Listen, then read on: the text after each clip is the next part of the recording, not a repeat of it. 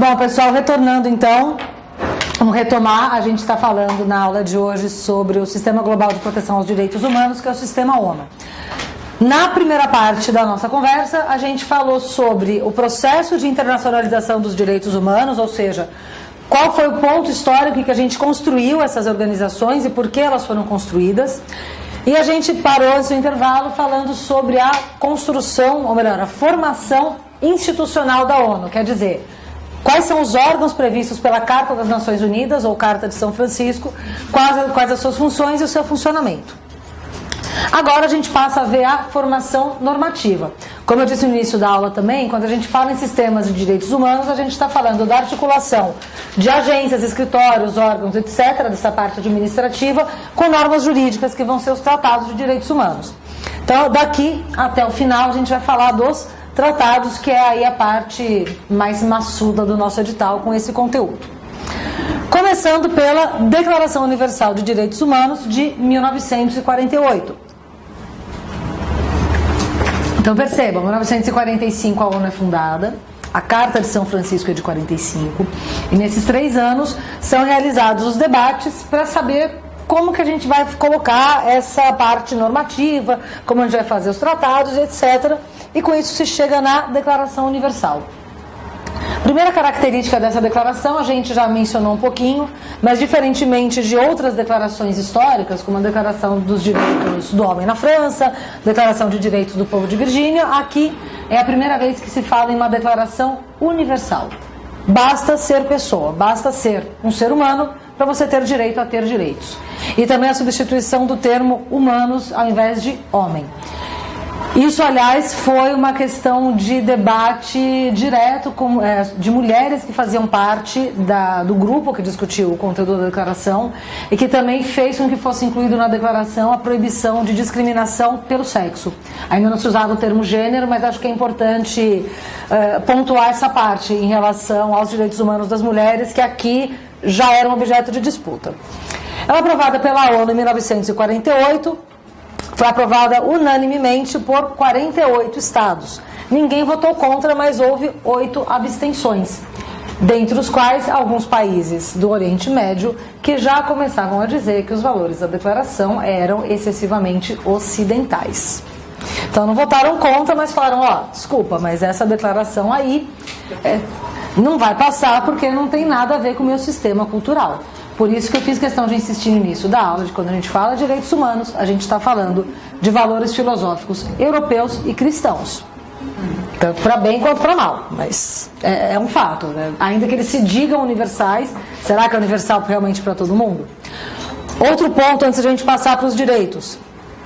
Aprovação unânime de 48 estados. Eu fiz a lição de casa agora no intervalo, fui dar aquele confere no Pega Mentiroso, conhecido como Google.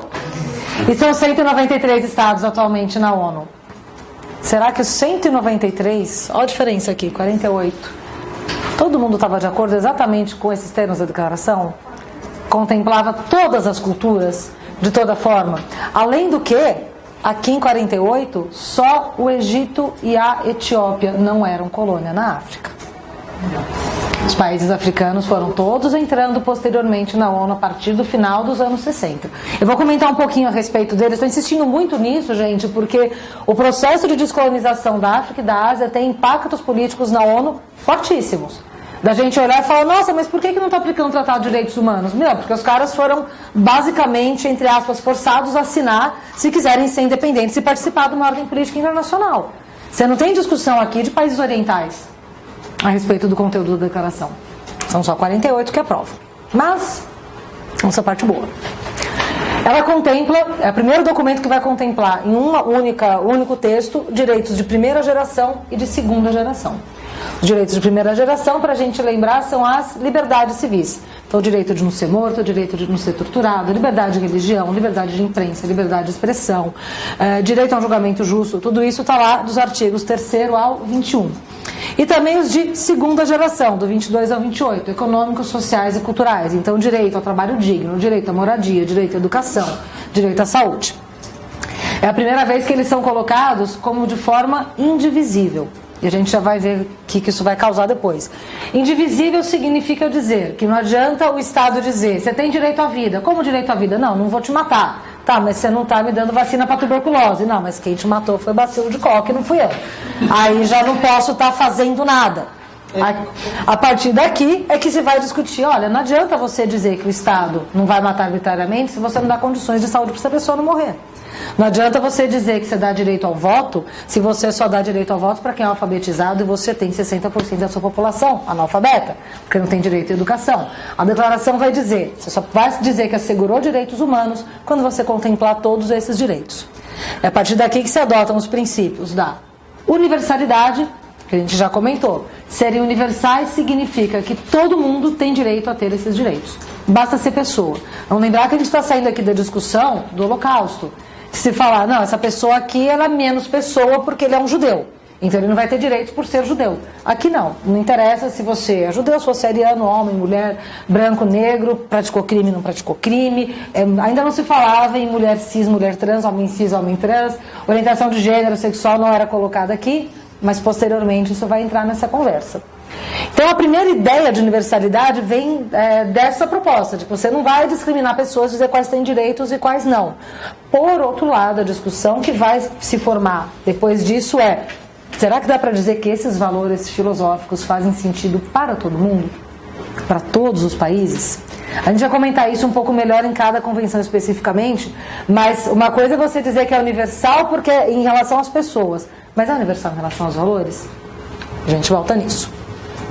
Segundo, o princípio da indivisibilidade, que é esse que eu estava comentando. Você não pode oferecer separadamente os direitos, porque eles são, terceiro princípio, interdependentes. Meu direito à vida depende do direito à saúde, meu direito ao voto depende do meu direito à educação, e assim por diante.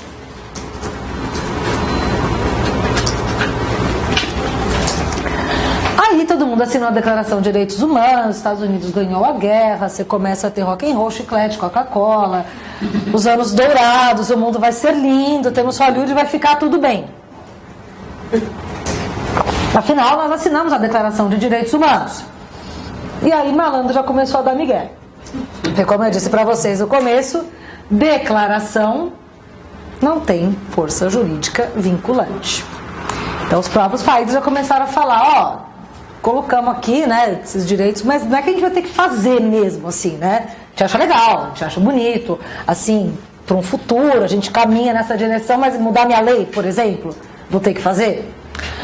Alguns autores, já nessa época, internacionalistas, e mesmo hoje sustentam essa posição, e que é a que eu concordo, que mesmo a declaração deveria ter força jurídica vinculante, porque lá no direito internacional, quando a gente estuda direito internacional, mesmo fora de direitos humanos, a gente aprende que uma das fontes do direito internacional é o costume internacional. Você não tem lei no direito internacional, mas você tem o costume, como politicamente sempre se agiu. Aí já argumentavam aqui, falavam, olha gente, a gente assinou a declaração, fundou a ONU e tal, porque a gente quer valorizar os direitos humanos, a gente quer manter a paz. Então vocês estão discutindo se são obrigados ou não, poxa, isso aqui reflete costume internacional. Mas na época prevaleceu a ideia de que não, a declaração era assim, a gente vai fazendo como dá, não dá também para ter pressa nas coisas. E essa discussão tinha muita relação com o contexto histórico e político. Vocês vão ver que todos os slides eu coloquei, contexto histórico e político dos pactos. Porque falar de direito internacional dos direitos humanos, ainda mais na ONU, é falar de política internacional. Segunda Guerra Mundial, a gente tem início do contexto da Guerra Fria. Lembram da Guerra Fria? Que aliás a gente ainda vive uns respingos dela, né? Até hoje. Na Guerra Fria, os vencedores da guerra, os principais vencedores, que eram os Estados Unidos e a então União Soviética, União das Repúblicas Socialistas Soviéticas, formaram dois blocos no mundo, o bloco capitalista e o bloco socialista. Por que começou essa discussão a respeito de, mas eu vou ter que aplicar mesmo tudo isso daqui no meu país? Porque Estados Unidos, já desde então, já não era muito interessado nessa coisa de direitos econômicos, sociais e culturais. Porque, afinal de contas, isso é coisa de comunista vagabundo que quer que o Estado dê tudo de mão beijada. Como a gente sabe, não tem almoço grátis. Então, se você merecer, você vai ter casa, comida, roupa lavada e tudo mais. Se não, não. Mas a gente assegura liberdades civis e políticas, diziam o bloco alinhado com os Estados Unidos. Do outro lado, também a União Soviética, vamos combinar que não estava muito melhor na fita, né? Porque lá foi comunismo, mas foi ditadura, né, gente?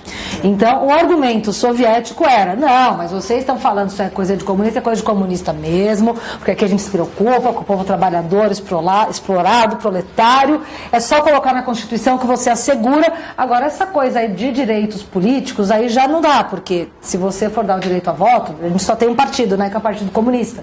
Então já não dá para ter vários partidos de direitos políticos, por enquanto não dá. Inclusive, liberdade de expressão também já não dá, porque a pessoa pode falar contra o Partido Comunista e faz cair por terra o nosso projeto do proletariado. Então, quando a população for educada nos termos do regime, a gente libera essa parte aí da liberdade de expressão e tal, mas os econômicos, sociais e culturais a gente garante. Essa foi a discussão desde lá.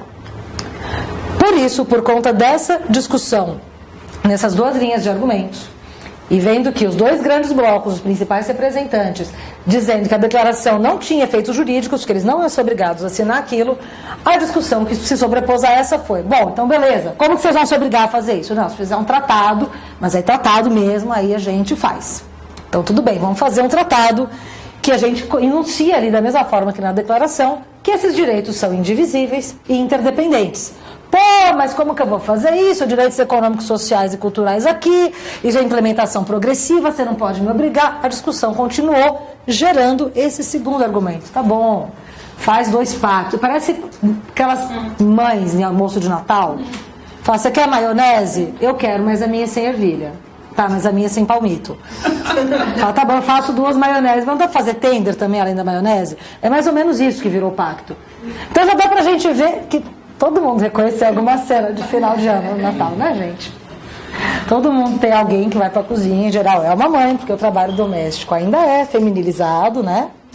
E que vai fazer que nem com o pacto aqui. Não, se tiver direitos civis e políticos, eu não assino. Ah, mas se tiver essa coisa de direito trabalhista, eu também não vou assinar. Adivinhem qual visão prevaleceu? Aqui, não falo de Viena ainda antes. Prevaleceu a visão dos dois pactos. E para vocês terem ideia do tempo que essa discussão levou, antes a gente falar aqui da Conferência de Viena. E isso está no quadro que eu passei para vocês. A ONU é fundada em 45, a declaração sai em 48. Os pactos são colocados para assinatura em 66. E entram em vigor em 76, que é quando atingem o número mínimo de assinaturas. Então aquela coisa, né? Pega muito bem você falar que é a favor de direitos humanos, mas aí daí já assinar um tratado para dizer que você vai cumprir, aí já é vandalismo, aí já é mais complicado. Como nesse meio tempo, vejam quantos anos a gente avançou aí, né? 30 anos depois que a ONU foi fundada, que os pactos vão entrar em vigor, e nesse período todo, insisto novamente, todos os países da África e da Ásia começando seus processos de libertação ou de descolonização. Era o que se chamava, eu não sei aqui, quem tem mais ou menos a minha idade, que lembra de se falar em terceiro mundo. É super anos 80 esse termo, não se usa mais. Hoje a gente fala países em desenvolvimento. Né? Politicamente correto. Que é a política, até desenvolvimento desde lá. Desde que não desenvolveu ainda não foi. Mas terceiro mundo dava esse estigma, né, de país que foi colônia e tal, mas anos 80 usava super, gente. Falava dos países de terceiro mundo. Os países de terceiro mundo, conforme eles vão entrando na ONU, vários vão discutir justamente os valores ocidentais da Declaração de 48, aquela discussão que eu coloquei ali no início. Então esses países vão ingressar e falar, escuta, beleza, não sou mais colônia, sou um país independente agora, até entro na ONU, tudo certo, mas essa declaração aqui eu não discuti. Eu não consegui colocar os valores culturais e filosóficos que fazem sentido no meu país aqui dentro. Vou ser obrigado a obedecer? Como é que vai ser isso? Diante dessas discussões todas, porque os processos políticos são todos muito demorados, em 1993, notem que aqui já caiu o muro de Berlim. Guerra Fria já está acabando, já acabou a União Soviética. É feita essa conferência, essa nova conferência mundial em Viena, em que se faz uma nova declaração. Reparem que não é um pacto, tá bom? É uma declaração. Onde se faz essa nova declaração. A declaração de Viena é enorme. Porque aí quando fala que a declaração, não, pode colocar aqui direitos sexuais e reprodutivos? Pode. Direito das crianças feridas em guerra, nação? Pode. Põe na declaração. Tá tudo certo. Se a declaração de Viena é lindo. Porque você tem um monte de outros discursos. Direito à autodeterminação dos povos, direito à diversidade cultural, tudo pode pôr. Afinal de contas, é uma declaração. E a gente vê o quanto tem de declaração por aí, tem mais declaração do que pacto, né? Mas é a partir daqui que se começa a favorecer o discurso político multilateral, falando da universalidade de direitos humanos, combinada com reconhecimento de particularidades culturais. Pergunte-me como, né? Porque não conseguimos, até agora, equilibrar isso daí. Particularidades culturais com direitos humanos, que é uma criação tão tipicamente ocidental.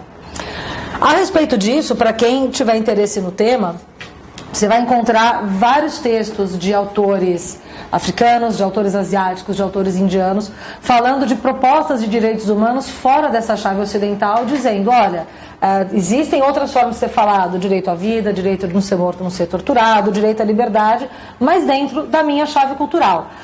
Para citar um exemplo aqui, que é um tema que eu tenho mais familiaridade especificamente, quando a gente fala em direitos das mulheres, a gente já vai falar da Convenção da Mulher daqui a pouco, a gente vai ter, a partir dos anos 2000, algumas autoras que são feministas islâmicas, que vão propor textos super interessantes dizendo por que eu tenho que aceitar a visão de feminismo ocidental. Por que eu não posso ser uma mulher livre, emancipada dentro da religião muçulmana? Quem que é você, branco ocidental, para dizer que eu não posso continuar na minha religião e ser uma mulher emancipada dentro disso? Eu quero mudar minha religião. Eu sou obrigada a não ter religião? E que faz muito sentido. Tem uns textos bem interessantes, que vêm dizer, por que vocês têm que discutir o meu véu? Por que vocês não discutem a roupa das mulheres judias ortodoxas, que também são obrigadas a usar um determinado tipo de roupa? Eu não falo da sua roupa aí, você não sabe o que o véu significa para mim. Ah, tem mulheres que são oprimidas pelo véu? Tem, e tem as que não são. Então é importante, e a partir daqui começam a sair algumas vozes dizendo, olha, a gente tem que dar voz. O tal do lugar de fala, é nesse contexto que surge. Lugar de fala não significa dizer que você é proibido de falar sobre assuntos que não dizem respeito à sua realidade, mas sim que você tem que observar qual que é a realidade de quem está falando para saber em que contexto ela entendeu aquilo. É completamente diferente brasileira, porém branca, região sudeste, em São Paulo, com nível universitário, a visão que eu vou ter de feminismo vai ser muito diferente de uma mulher que está no sertão de Goiás, que vai ser muito diferente de uma mulher que está em Bombaim, que vai ser muito diferente de uma mulher que está no Japão. O lugar de fala é isso, é você olhar o contexto de onde a pessoa está partindo para não ter visões universalizantes que não observam particularidades culturais. Continuar insistindo na ideia de que existe uma hierarquia moral de culturas que são boas e outras que são bárbaras e erradas. Será? Quem que colocou esse carimbo? Ah, professor, mas você não viu o que o Afeganistão faz com as mulheres? Você viu o que os Estados Unidos faz com as mulheres afegãs? Mas quem quiser eu passo o texto que tem os trechos da fala da... Não é Laura Bush? Qual era o nome da mulher do Bush? Bárbara? Acho que era a Bárbara Bush.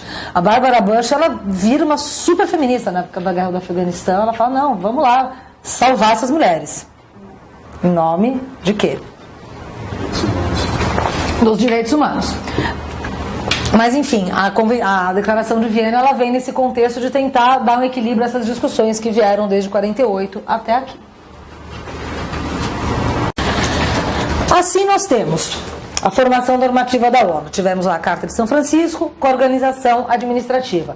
A Declaração Universal com toda essa treta de se eu sou obrigado, se eu não sou obrigado, que vai gerar pactos que a gente vai falar sobre agora. E a Declaração de Viena mais aqui para frente, que procurou equilibrar essas discussões. A partir de tudo isso, como é formado atualmente o sistema global de direitos humanos a partir desse aspecto normativo, ou seja, como se dividem, como se organizam os tratados. A gente tem um sistema geral de proteção, que vão ser os tratados de primeira e segunda geração. Não vou especificar sujeitos. Aqui a gente diz que nós temos um sujeito humano abstrato. São os direitos de primeira e de segunda geração. Esse sistema geral, com os direitos de primeira e segunda geração, vão ser formados por 3 documentos que a gente chama de Carta Internacional de Direitos Humanos. É a declaração e os 2 pactos que vão dar força jurídica vinculante para a declaração. O Pacto dos Direitos Civis e Políticos e dos Direitos Econômicos, Sociais e Culturais. Então, quando vocês virem essa Carta Internacional de Direitos Humanos, estamos falando de 3 documentos juntos. Somado a isso, a partir dos anos 60, principalmente, eu vou comentar em mais detalhes daqui a pouco, começa a ser construído o Sistema Especial de Proteção. Justamente quando começam a ingressar os países que estavam em movimento de libertação, quando você tem os movimentos por direitos civis, tanto de negros nos Estados Unidos, quanto de mulheres, movimentos feministas na Europa e Estados Unidos, se começa a levantar a ideia de que há grupos minoritários com realidades históricas muito específicas e que você precisa criar instrumentos que observem essas particularidades. Então aqui a gente vai ter tratados referentes a violações ou sujeitos específicos. O que não quer dizer que todas essas pessoas contempladas aqui não tenham aqueles direitos do sistema geral. É uma complementação. Tudo bem, gente, essa distinção? Então temos sistema global geral e sistema global especial, no que diz respeito aos tratados. Isa, só para confirmar nosso horário até 10h40. Tá. Porque aí tá certinho o meu conteúdo aqui no meu tempo. Começando aqui pelo sistema geral. O Pacto dos Direitos Civis e Políticos, como eu já mencionei para vocês, ele é colocado para assinatura em 66, leva de 48 a 66 para os caras chegarem num consenso sobre o conteúdo e depois mais 10 anos para atingir o número mínimo de assinaturas. O que ele inova? Porque olharam e falaram, bom, já que a gente vai fazer pacto, então é para botar a força jurídica vinculante, então vamos meter o louco aqui, vamos botar mais um negócio. Quando a gente fala em direitos de primeira geração, normalmente a gente pensa em direitos que as pessoas exercem por meio de abstenções estatais. Ou seja, eu exerço a minha liberdade de ir e vir porque o Estado não me prende. Eu exerço a minha liberdade religiosa porque o Estado não me obriga a ter uma religião oficial. Eu exerço o meu direito de viver porque o Estado não me mata. Então é sempre um não fazer do Estado. E a declaração ela fica muito nesse limite. A partir aqui do pacto, além dessa previsão de natureza negativa, não torturar, não prender, não matar, não censurar, etc., o pacto prevê obrigações de natureza positiva, ou seja, os estados que assinam então disseram o seguinte, ó, já que a gente vai fazer pacto, vocês não vão simplesmente não fazer coisas, mas esse não fazer vai depender de coisas que vocês fazem. Por exemplo, não impedir eleições significa também prover um sistema legal que faça as pessoas terem eleições periódicas. Não prender arbitrariamente significa ter um sistema legal que você consiga fazer as pessoas terem um julgamento justo. Então, vai ter essas duas naturezas aí. São incluídos outros direitos. Não ser preso por dívida, que depois a gente replica aqui na Convenção Interamericana, que o Supremo só vem reconhecer em 2006, pela primeira vez surge dentro dos direitos humanos aqui. A ideia é que você deve dinheiro, você fica tendo uma dívida, que você não pode ser preso para ser forçado a pagar. Salvo a obrigação alimentar, que essa se manteve, né? A pensão alimentícia, essa continua gerando prisão. Direito da criança ao nome e nacionalidade e proibição da propaganda de guerra. Tudo isso são conteúdos que estão no pacto e que são acrescentados em relação à declaração. O que eu acho importante a gente comentar aqui para fazer uma relação de, bom, como é que eu vou usar isso quando eu for defensor público? Pacto dos Direitos Civis e Políticos é o que está mais imediatamente relacionado com direito penal e processo penal. Que é um ponto que dificilmente se associa dentro do direito, na minha leitura pelo menos. Aí eu faço o desabafo aqui. Não sei com quem eu estava conversando no intervalo, que eu comentei que eu iniciei dando aula de direito penal e processo penal, depois fui para direitos humanos. Mas fui não, ampliei. E até hoje tem gente que pergunta, nossa, mas direito penal e direitos humanos? O que tem a ver? Eu falei, pô, só tudo. Fora tudo, o que resta? É o que tem. Fora todos os direitos de liberdade, direito a julgamento justo, direito à igualdade no processo, direito de não ser torturado, direito de não ser preso, não ser submetido a tratamento cruel, degradante, etc. Todas as garantias processuais penais, tudo isso está previsto no Pacto dos Direitos Civis e Políticos. O que às vezes a gente não associa é que lá na Revolução Francesa, nossa, voltamos 300 anos aqui, voltamos, a Revolução Francesa, vocês lembram? Igualdade, liberdade, fraternidade? Igualdade também implicava igualdade no processo. É todo mundo cidadão. Não é o rei julgado de um jeito, o nobre julgado de um jeito e o cara do povo de outro. Quando eu falo em liberdade só vou ser preso por aquilo que for crime definido em lei. O não existe crime sem lei anterior que o defina, nada mais é do que direito à liberdade, lá de 300 anos atrás. Quando a gente fala liberdade em direitos humanos, é toda a parte geral do Código Penal, toda a parte da Constituição que trate disso. Então, fiquem atentos para essa correlação. Pacto dos Direitos Civis e Políticos, claro, além da questão de direito à voto, liberdade de expressão, liberdade de imprensa, etc., toda a parte de direito penal e processo penal está aqui. Aqui dá pra gente perceber mais uma questão de treta política, porque se consegue incluir no pacto uma cláusula dizendo que se admite derrogação temporária de direitos na decretação de estado de emergência. Então, da mesma forma como a gente tem na Constituição a decretação de estado de sítio, estado de emergência, que você tem restrição da liberdade de ir e vir, aumento de poder de polícia, aqui no Pacto dos Direitos Civis e Políticos também. Mas com relação ao direito à vida, proibição da tortura e da escravidão, esses daí não podem ser derrogados. Eu coloquei ali indicados os artigos em que eles estão previstos. Esses não podem ser derrogados temporariamente, nunca. Os outros sim.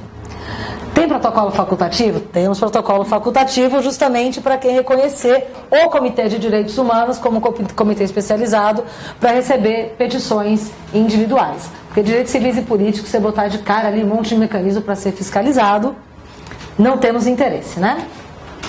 Tudo bem, pessoal? Sim. Não preciso dizer que a União Soviética não assinou na ocasião, só depois quando virou Rússia. Até confirmo essa informação depois, mas acho que é só depois de 89 que a Rússia assina. Pelo menos não são hipócritas. O de civis e políticos assina, ele não assina de direitos econômicos, sociais e culturais. Esse é um dos únicos. Depois, Pacto dos Direitos Econômicos, Sociais e Culturais, as mesmas datas, ele também só em 66 é aberto para assinatura, só em 76 entra em vigor. E aqui o que tem de inovação é que são criadas obrigações para os estados. Se ali no Pacto dos Direitos Civis e Políticos, embora tenham sido colocadas essas obrigações para o estado garantir os demais direitos, você tem uma lista de direitos dos indivíduos. Direito à vida, direito de não ser torturado, de ser preso arbitrariamente, não ser censurado, etc. Nos direitos econômicos, sociais e culturais, são só obrigações para os estados. Então você não vai encontrar no texto do tratado alguma cláusula do tipo: todo cidadão tem direito à educação, todo cidadão tem direito à moradia. Não, o que vem ali é o Estado, os Estados partes têm o dever de assegurar que tenha salário mínimo, tem o dever de assegurar que haja um sistema de previdência, dever de assegurar que haja educação universal e gratuita e daí por diante. O que é interessante da gente ver aqui do Pacto dos Direitos Econômicos, Sociais e Culturais é que a gente sai de uma ideia de filantropia para uma de juridicização. Os direitos econômicos, sociais e culturais, até metade do século XX, não eram vistos como direitos, eram vistos como caridade. Tanto é assim que até hoje a gente tem uma série de organizações religiosas que tem escola e que tem hospital. Quando a gente vê as santas casas, que são hospitais, são tradição de caridade, ou católica, ou evangélica, enfim, de qualquer vertente cristã que seja, colocando algo como caridade, não como direito. E se é caridade ou não é direito, caridade depende da vontade de quem está a fim de fazer aquela caridade. Se é um direito, eu entro com um processo e mando o Estado me dar. Porque o Estado assinou um papel dizendo isso. Então, o principal ponto dos direitos econômicos, sociais e culturais nesse contexto aqui é: você vai juridicizar.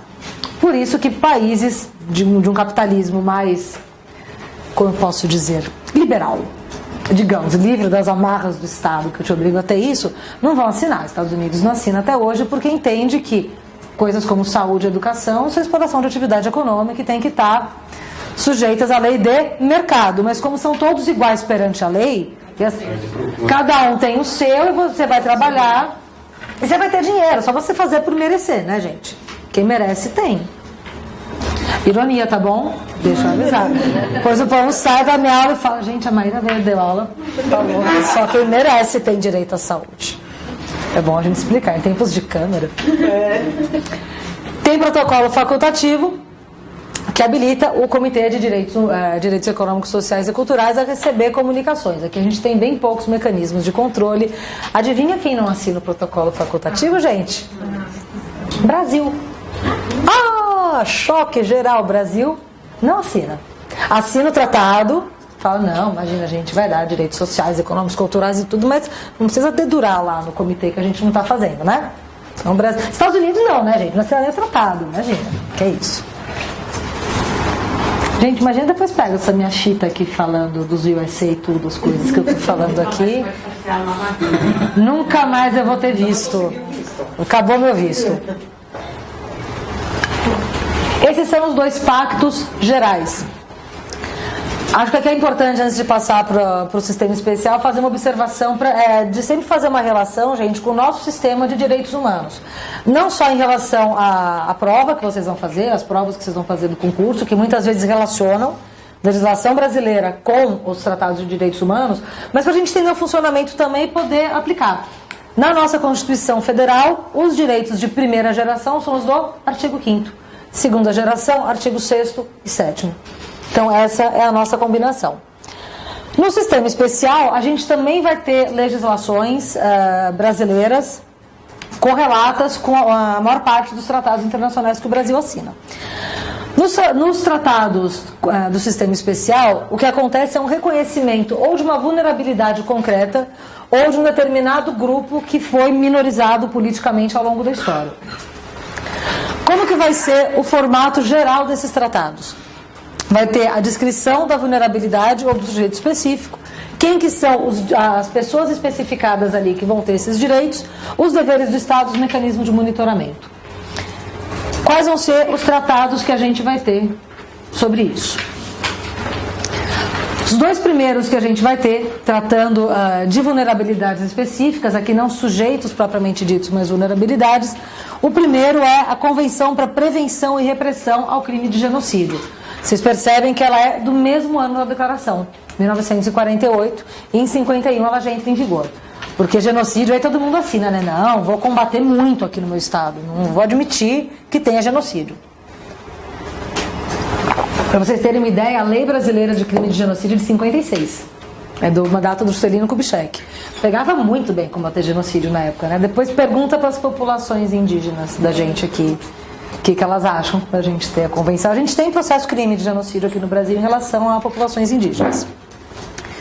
Logo depois da Segunda Guerra Mundial, é o nosso primeiro tratado específico. E o conceito de atos genocidas está aqui no artigo 2º da Convenção, que é a mesma definição que a lei brasileira vai usar.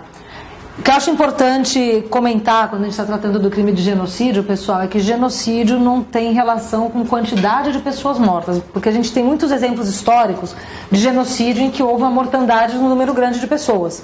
Mas a definição de genocídio não é essa, não é a quantidade de pessoas, mas sim o dolo, a forma como isso é praticado. Então, em geral, você vai ter contextos de perseguição política, discriminação racial, discriminação religiosa, e uma intenção de exterminar aquele grupo. E você tem uma série de condutas pelas quais o genocídio pode ser praticado. Uma modalidade, para sair um pouco do exemplo de pessoas que foram mortas, mas na Guerra da Bósnia, nos anos 90, uma das situações de genocídio que foi reconhecida pelo tribunal ad hoc, que foi feito para a Guerra da Bósnia, depois eu comento quando for parte do TPI, mas eram os campos de concentração para estupro das mulheres bósnias pelos sérvios. Então, as mulheres eram levadas para campo de concentração para fazer limpeza étnica, para elas serem forçadas a engravidar de homens de outra etnia. E aí isso foi considerado um crime de genocídio em que você não tem mortes propriamente ditas.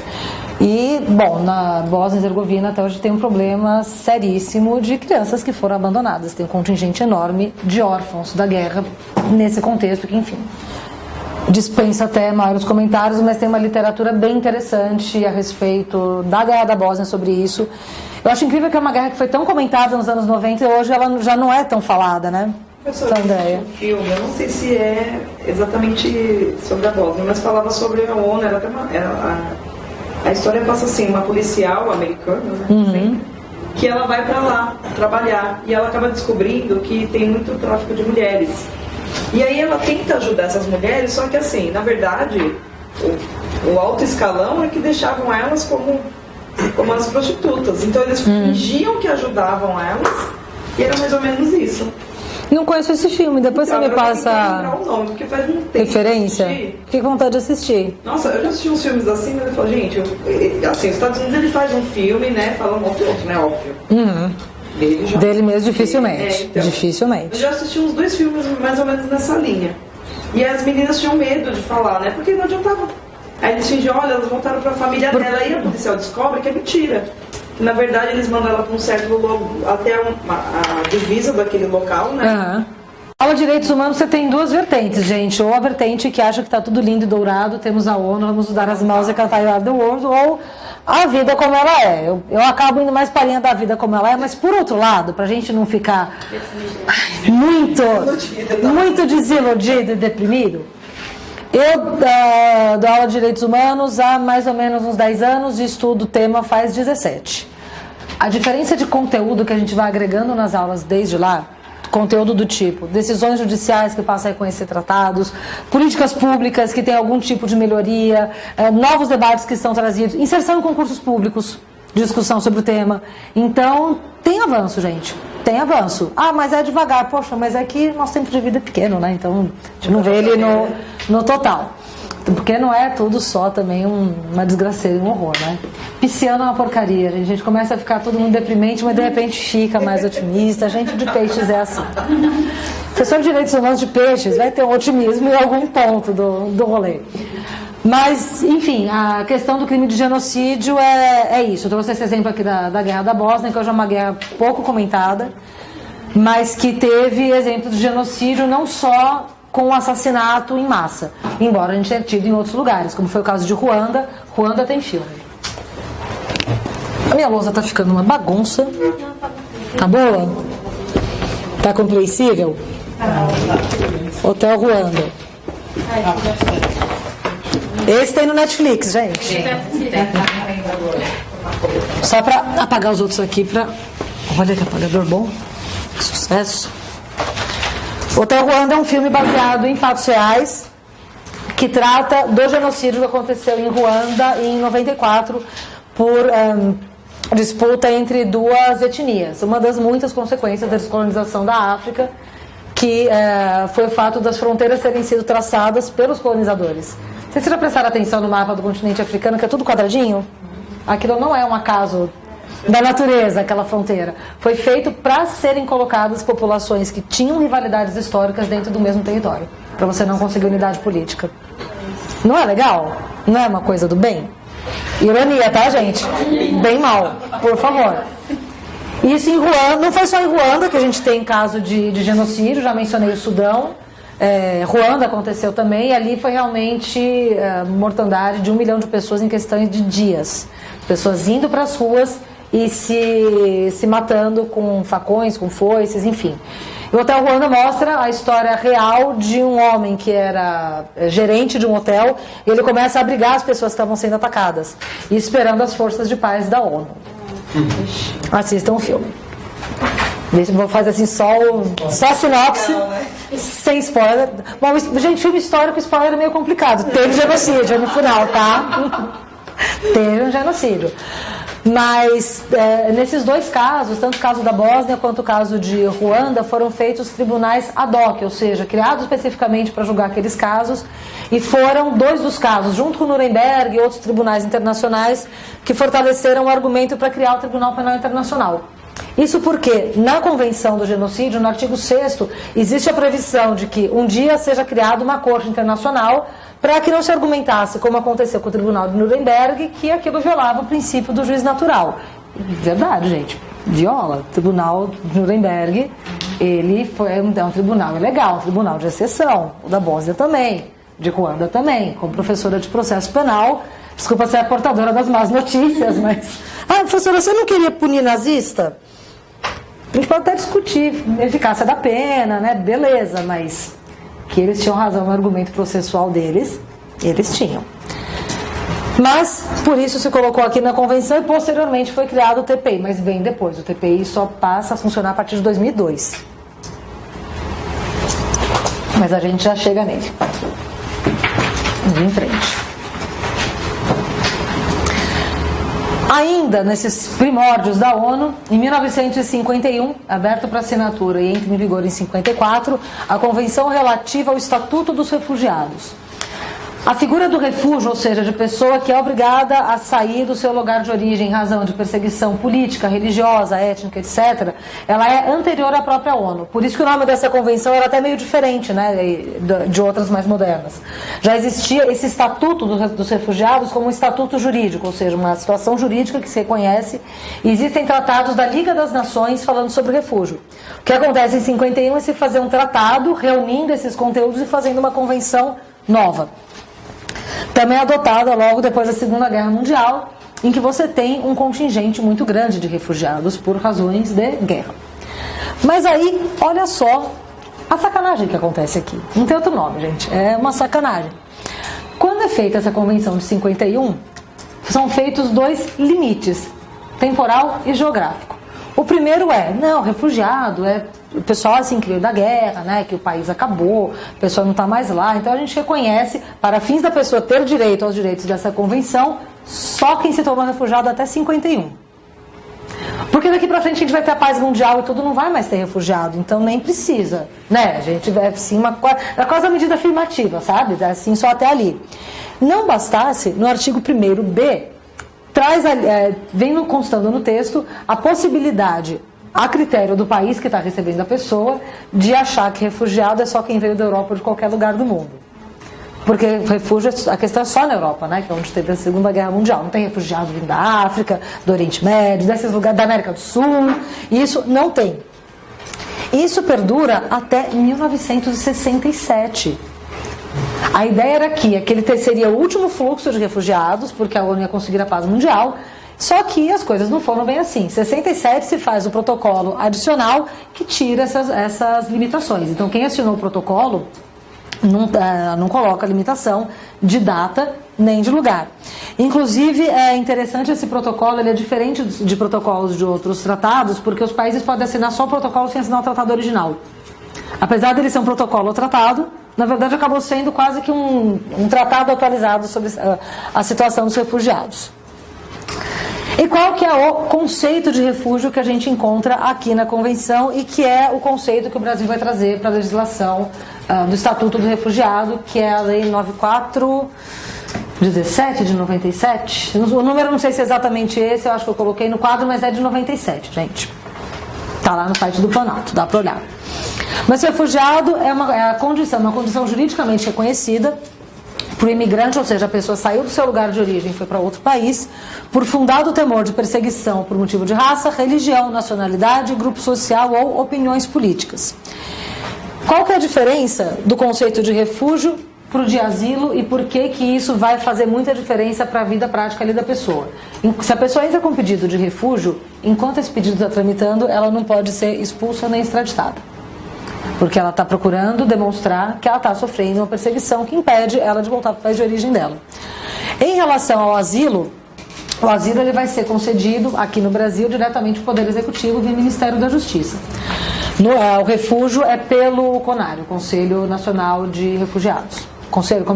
Comitê Nacional para a Situação dos Refugiados. Aí você tem um procedimento na legislação de refúgio. Para o asilo não tem uma legislação específica. Então, se a pessoa é foragida política, se a pessoa vem, por vezes, de lugares com situação de desastre ambiental. Existe muito essa discussão para quem trabalha com refugiados, se deve ser reconhecida, eu entendo que sim, a condição de refugiado por razão ambiental e não de asilo. É uma discussão que veio muito forte quando começaram a virem os haitianos aqui para o Brasil, depois do terremoto. Porque ainda que não seja por razão de perseguição política, étnica, etc., a pessoa não tem condição de voltar para o país dela. Não tem mais o país. Acabou. Os caras já estavam mal e ainda tem terremoto. Então existe essa discussão, mas não está na lei, nem na convenção.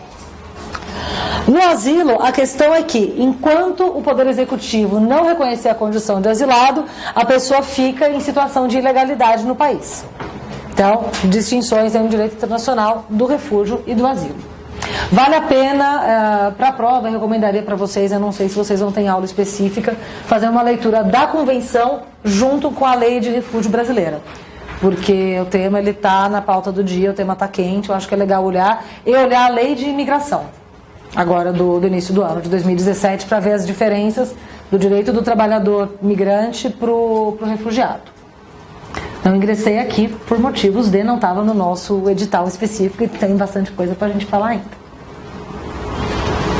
Gente, quem está cansado, quiser espreguiçar e bocejar, eu estava falando sério, tá? Que eu sei que está tarde.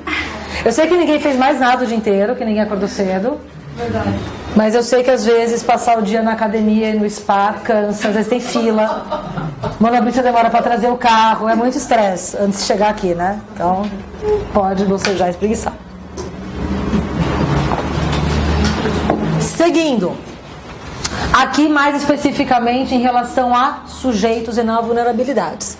a Convenção para a Eliminação de Todas as Formas de Discriminação Racial.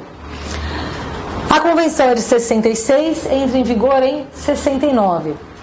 Quando a Convenção começa a ser elaborada, ela é pensada mais no contexto da situação do nazismo na Alemanha, porque Hitler se baseou muito nos fundamentos do racismo científico.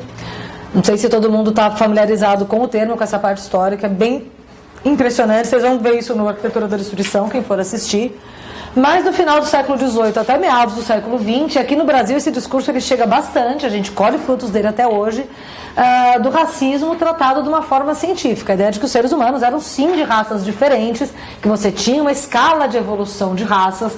Aliás, muitos livros de direito penal, se você pegar até hoje, vai vir ali que o índio, o silvícola, é uma pessoa de desenvolvimento mental incompleto. Por que incompleto? Porque não se completou. E quem tem completo? O homem branco civilizado. Quem, gente? Claro que é o homem branco civilizado. O índio é de uma raça inferior e ele iria evoluir até isso se completar. Isso é resquício do racismo científico. O Hitler ele monta o regime dele muito em cima das doutrinas do racismo científico, dizendo, olha, a ciência prova que você tem raças diferentes, que você tem raças inferiores, que judeus são degenerados, que negros são menos capazes, que japoneses são mau caráter. Você tem, para um monte de raças, você vai ter um monte de estigmas que vão ser colados com um discurso pretensamente científico. Então, em cima da contestação a essas ideias, e, aliás, vou indicar um texto aqui, isso é de antropologia, mas para quem quiser ler, é muito legal que tem a ver com esse contexto. 2 textos, aliás. Raça e História, que é dos anos 50, não vou lembrar o ano especificamente, e Raça e Cultura, que é dos anos 70. Esses 2 textos são de um famoso antropólogo francês, que é o Claude Lévi-Strauss. O Lévi-Strauss ele é convidado pela Unesco a escrever um texto para falar de como a antropologia, os estudos da antropologia derrubavam o mito de que existiriam raças humanas, que você tem, na verdade, culturas diferentes, que você não tem raça biologicamente definida, mas sim histórias diferentes de cada povo. E depois ele mesmo vai se contestar dizendo, olha, a gente precisa observar, além da história, a cultura de cada um e não podemos impor uma outra cultura. Então são 2 textos bem interessantes e que são textos encomendados pela ONU. Que são encomendados justamente para dar base para direitos de se combater a discriminação racial. O que é muito interessante é que, apesar da convenção começar a ser discutida nesse contexto da luta contra o antissemitismo, ela acaba sendo contemporânea dos movimentos pelos direitos civis dos negros nos Estados Unidos. Porque se tem um outro tema que Estados Unidos fala bem pouquinho porque pega muito mal, é o apartheid deles, né, gente? As leis Jim Crow. As leis Jim Crow que não davam, por exemplo, direito de voto para negros até 65. Eu gosto de lembrar, por exemplo, que quando Chuck Berry compõe Johnny B. Good, que é em 54, ele não tinha direito a voto. Quem ficou como rei do rock mesmo? Que era a referência e branco, né? Cristão. Eu fico imaginando o terror que foi naquele sul dos Estados Unidos, anos 50, aparecer Chuck Berry e Little Richard. Que Little Richard, além de negro, era homossexual, né? E sem direitos civis. Gente, precisamos de um ídolo branco correndo. Vamos fazer aí. Todo respeito a quem gosta de Elvis tem coisas muito boas, mas quando a gente olha esse contexto, o cara vem do sul dos Estados Unidos, os negros começando a bombar com direitos civis, com uma música que estava todo mundo saindo para as periferias para escutar. Qualquer semelhança com funk não é mera coincidência. Fecha parênteses, para a gente nem estar nessa discussão. Mas os Estados Unidos não gostam muito de falar isso, né? Que lei dos direitos civis significava não só segregação racial, mas questão de direito ao voto. Questão de direito ao voto que tinha consequências bem interessantes do tipo, que eles justificavam juridicamente, por isso fundaram a ONU, né, gente? Terra da liberdade, líder do mundo livre, essa coisa toda. Eles falavam, não é inconstitucional você separar as pessoas. Ninguém está dizendo que a gente não é igual. A gente é igual, só que a gente fica separado. Equal, but separate. O fato de você impedir as pessoas de entrarem no lugar não quer dizer que você está dando tratamento desigual. É muita cara de pau, né? Você jogar esse argumento. Eles colocavam outro argumento muito bonitinho que era, não, tanto a gente dá igualdade que todo mundo é julgado pelo tribunal do júri. Ué, a justificativa do júri é que você é julgado por um cidadão igual a você. A única questão, aí o único porém é que para você ser jurado tinha que ser eleitor, e aí o negro não tinha direito a voto, então dava esse problema, né, dos negros sempre julgados por brancos. Sobre isso, acho que essa altura todo mundo assistiu, mas não custa falar a 13ª emenda, né? Tem no Netflix também.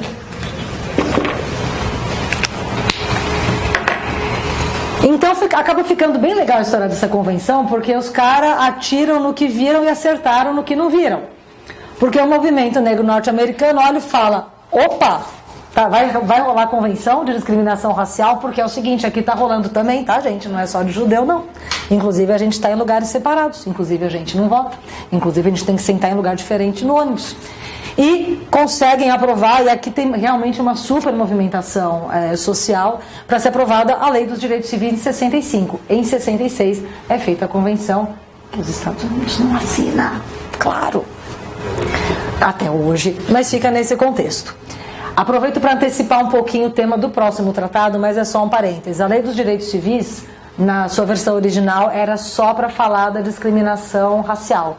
Mas o movimento feminista norte-americano entra na cola do movimento negro, é bem interessante, fala, pô, aproveita e coloca aí a discriminação por sexo, né? Para as mulheres também terem direito de tratamento igual, mudar a legislação e tudo mais, e aí a Lei dos Direitos Civis inclui a questão racial e a discriminação por sexo. Ainda não se usava o termo gênero. Os Estados Unidos, assina em 66, só ratifica em 94, só em 94. Meu chute, que é porque quando a África do Sul assina depois do Apartheid, acho que eles olharam e falaram, pô, a África do Sul assinou, né, gente? Quem tinha estigma do Apartheid no mundo era a África do Sul, imagina a gente não assinar, tá ficando meio chato isso. Em 98, ratificado. É o primeiro instrumento de direitos humanos a prever ações afirmativas. Então, todo tipo de medida de cotas, que começa primeiro aqui na iniciativa privada, é previsto aqui e previsto primeiro nos Estados Unidos. Quando começou a ter discussão de cotas aqui no Brasil, coisa de 10 anos atrás, ainda era a época do Orkut e de corrente por e-mail, né? Hoje estamos no WhatsApp. Mas eu lembro que chegou para mim por e-mail uma corrente lá que vinha com o título: eles não precisaram de cotas, porque nós precisamos. Aí vinha um monte de foto de negro norte-americano bem-sucedido. Vinha Oprah Winfrey, veio o Tiger Woods, vinha o Obama, a Michelle Obama, galera. Eu falei, pô, então, lá eles têm cotas desde 65, começou na iniciativa privada, as empresas eram obrigadas a ter cota, abrir vaga de emprego para negro, para acabar com a segregação racial. E depois foi caminhando para a iniciativa pública. Aí eu tive que responder para a pessoa falando, desculpa ser a portadora das más notícias, mas eles precisaram. Então, se lá tem Oprah Winfrey, se tem o Tiger Woods, se tem... Nem sei se o Lewis Hamilton acabou entrando na dança das cotas, mas é pela previsão de ações afirmativas. E o artigo 4º tem um mandado expresso de criminalização da discriminação.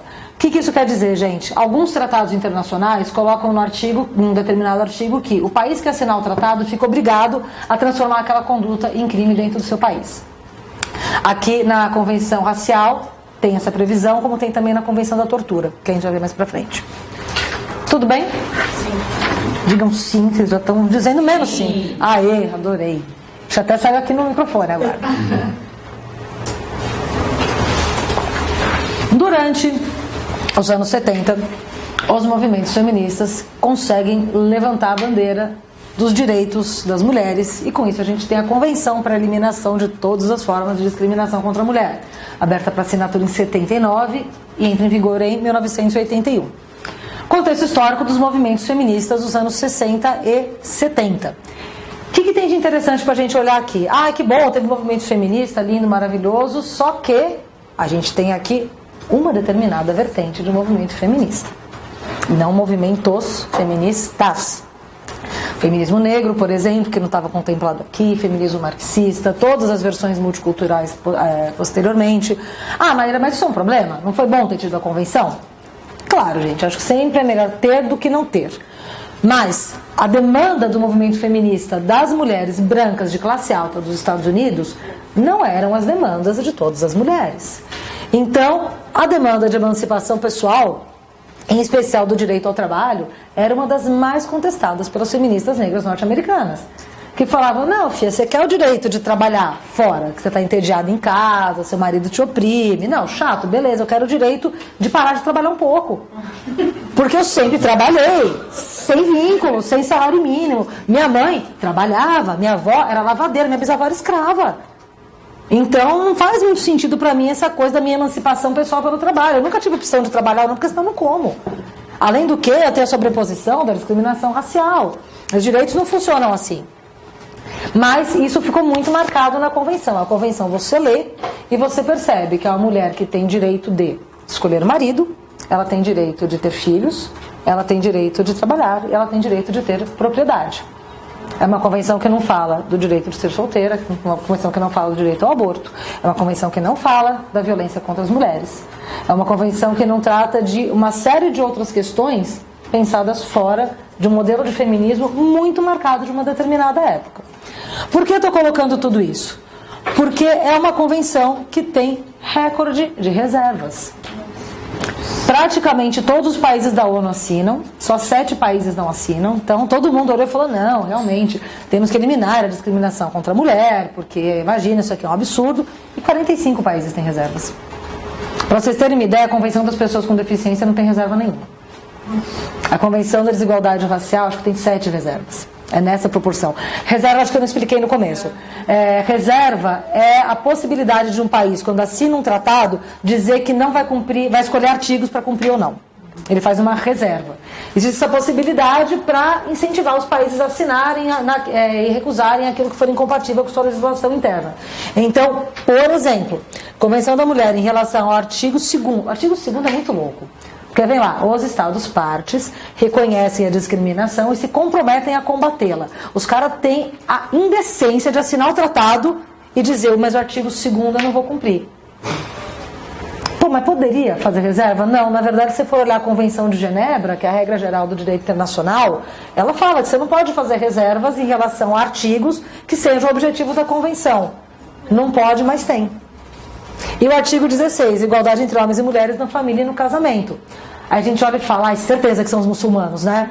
Nossa, aqueles opressores de mulheres, eles põem véu, emparedam as mulheres. Eles também, mas sabem quem tinha reserva até 15 minutos atrás?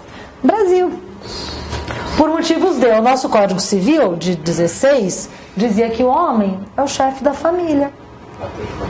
Pater famílias. Então, quando a gente assina esse tratado, o presidente em questão, por favor, Henrique, eu não lembro agora, mas está no quadro, onde a assinatura assina e fala, infelizmente aqui nessa parte de igualdade na família e no casamento eu não vou poder estar assinando, porque nosso Código Civil fala outra coisa, então não vou fazer isso.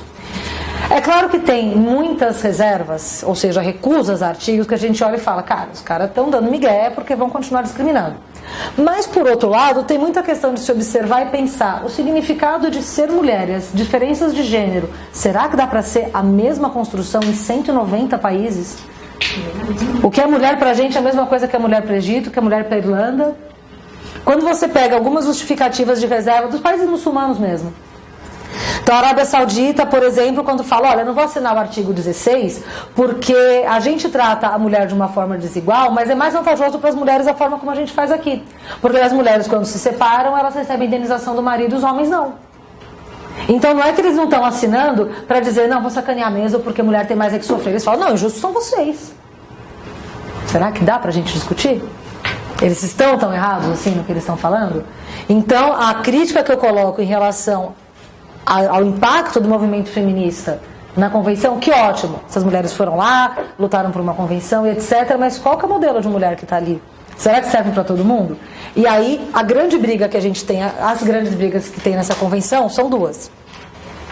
Primeiro, a Convenção da Mulher fala em discriminação em razão do sexo e não do gênero. Vocês já tiveram aqui alguma aula sobre a questão de sexo e gênero, gente? Beleza.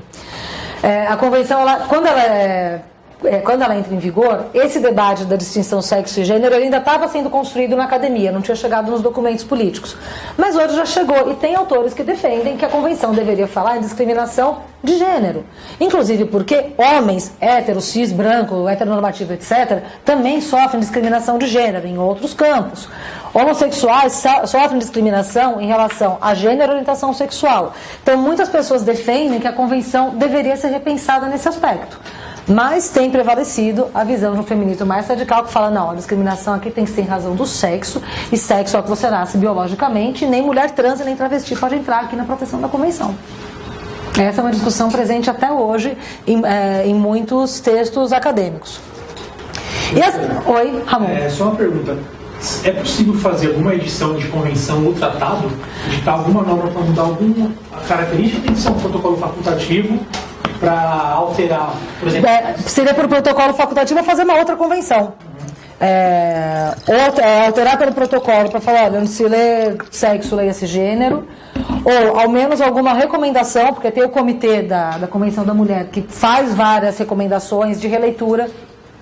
Então, embora a Convenção não fale expressamente em violência contra a mulher, tem recomendação do comitê da Convenção dizendo, olha, por discriminação contra a mulher, deve-se ler também combate à violência, que é uma forma de interpretação, que seria uma forma também. Mas ainda que fosse o protocolo facultativo ou para uma nova convenção. Mas as próprias disputas internas dos movimentos feministas não chegam a um consenso com isso. Eu adoto a linha de falar de discriminação de gênero. Eu acho que a discriminação por sexo empobrece. Eu acho que ela exclui muita gente, acho que ela não contempla um monte de relações, contempla um monte de detalhes. Mas é uma das discussões. E a questão das reservas. Existe todo um outro trabalho de campanhas de se falar para os estados tirarem as reservas, porque só assim as mulheres teriam uma melhora nas suas vidas. E aí eu coloco o seguinte: será que é muito diferente a vida das mulheres nos países com reservas e sem reservas? Exemplos. Noruega assina a convenção inteira sem reserva nenhuma, adota tudo. Quando você olha a condição de vida das mulheres na Noruega, o índice de desigualdade de gênero deles é baixíssimo. Você fala, pô, legal, os caras assinaram a convenção, as mulheres vivem bem. Aí você olha a Nigéria, que tem o Boko Haram. Já viram falar do Boko Haram, um grupo terrorista fundamentalista islâmico que sequestra as meninas, transforma em escravas sexuais, etc. Também assina sem reserva nenhuma. Você não tem uma unidade. Estados Unidos não assina a convenção. E desigualdade de gênero lá não que não tenha, mas é muito menor do que num estado africano que tenha fundamentalistas islâmicos. Então, da gente pensar, será que o problema são as reservas mesmo? Será que não é no texto da convenção? Será que não tem questões... Aqui a gente está falando de relações da família e no casamento. Será que tem como o Estado se comprometer a alterar relações da vida privada? Olha, eu vou garantir, assinando essa convenção, que as mulheres não vão ser discriminadas pelo seu pai dentro da família, dentro da casa dela. Será que é assim que a gente modifica a realidade que está lá? Pelo que a gente olha de como a convenção é aplicada e assinada pelos países, me parece que não. Estou colocando isso porque existe um discurso muito forte de dizer, não, a gente tem que fazer um jeito para os países tirarem as reservas e aplicar a convenção inteira. Não encontrei evidências de que países com reserva ou sem reserva mude a vida das mulheres que estão lá na ponta. Não encontrei. Mas é uma das discussões que existe. Convenção da Mulher, assim como a racial, também prevê ações afirmativas. A gente tem exemplos aqui no Brasil que foram influenciados pela assinatura da convenção, como a lei de proporção entre homens e mulheres nos partidos políticos. É um tipo de ação afirmativa.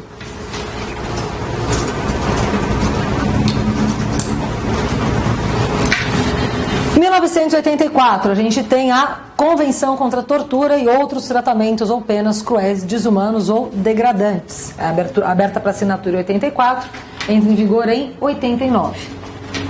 Qual o contexto que a gente tem aqui? Meio dos anos 80, os regimes autoritários na América Latina começam a se enfraquecer. A gente tem aqui, como um dos reflexos da Guerra Fria, as ditaduras de extrema-direita, regimes militares extremamente violentos, e o uso, fala em uso indiscriminado da tortura, forçação de barra, né? Como se tivesse um uso que fosse discriminado e adequado, o uso sistemático da tortura. O que é interessante a gente observar é que muitos dos países que se utilizavam da tortura assinavam o Pacto dos Direitos Civis e Políticos, que já tem uma proibição da tortura.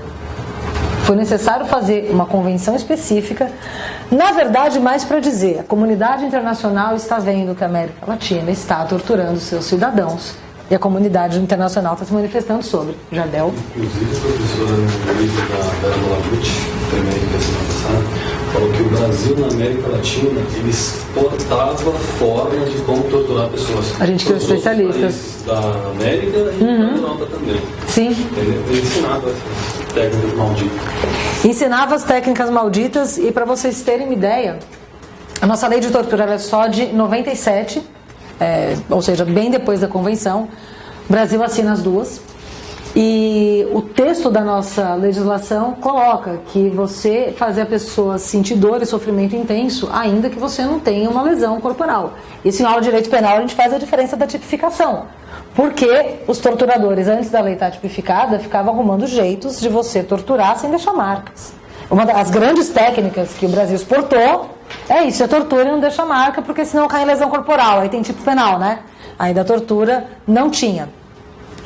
Outro ponto muito importante da Convenção da Tortura, e isso tanto da Convenção da ONU quanto do Sistema Interamericano, gente, que tem a Convenção Interamericana contra a Tortura também, que é um ponto totalmente diferente da lei brasileira. Aí a gente fez aquela coisa jabuticaba, né? A gente vai punir a tortura, mas daquele jeitinho todo nosso. Aqui, a ideia é combater a delinquência estatal. A definição internacional de tortura, do crime de tortura, é um agente estatal ou alguém a seu mando infligir intenso sofrimento físico ou mental, infligir dor, e aí tem lá as finalidades, obter confissão, punir ou intimidar, mas sempre um agente estatal. O que o Brasil faz? Não, a gente vai ampliar essa punição, nem precisa ser agente estatal, a gente vai punir todo qualquer tipo de tortura, a gente vai dar só um aumento de pena se for um agente estatal. Aí quando você olha a jurisprudência de quem são as pessoas punidas por tortura, é babá, cuidador de idoso, professor em escola, você não encontra um policial condenado por tortura, um agente carcerário condenado por tortura. Então fica bem clara essa nossa vocação para exportar essas teorias, essas técnicas de tortura. E a proibição da tortura, para quem assinar o tratado, essa proibição não pode ser derrogada. Ou seja, você não pode fazer uma lei autorizando tortura em alguma hipótese, alguma modalidade. É algo que começou a ser bastante contestado com o ato patriótico do Bush, o Patriotic Act. Estados Unidos não assina a Convenção da Tortura, porque ele não é obrigado. Pelo menos ele não é hipócrita, né? Não assina quase nada. Está ligado à redação do retrocesso? Está ligado à redação do retrocesso também. Uma vez que a gente proíbe, não pode retroceder. Em termos amplos tem isso. Aliás, você ter mencionado, Evelyn, a proibição do retrocesso é prevista expressamente no Pacto dos Direitos Civis e Políticos. Eu não coloquei no slide, mas quem quiser anotar, acho que é o artigo 5º do Pacto dos Direitos Civis e Políticos, se eu não me engano. Mas tem expresso lá certinho, dizendo, ó, redação é retrocesso. O Brasil assinou, viu, gente? Pacto dos Direitos Civis e Políticos. Só para dar essa dica, que quando tem retrocesso a gente está violando mais um pacto de direito internacional. Mas os Estados Unidos não assinam a convenção, e quando o Bush faz o ato patriótico, depois do 11 de setembro, que é a lei para tratar especificamente do combate ao terrorismo, né, segundo a sua justificativa, ele coloca ali a possibilidade do uso de interrogatórios duros. E toda uma série de atos que implicam intenso sofrimento físico e mental, mas que não são tortura.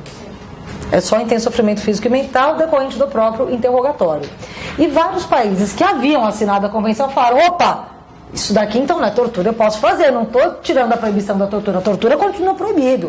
O que eu estou fazendo são interrogatórios duros.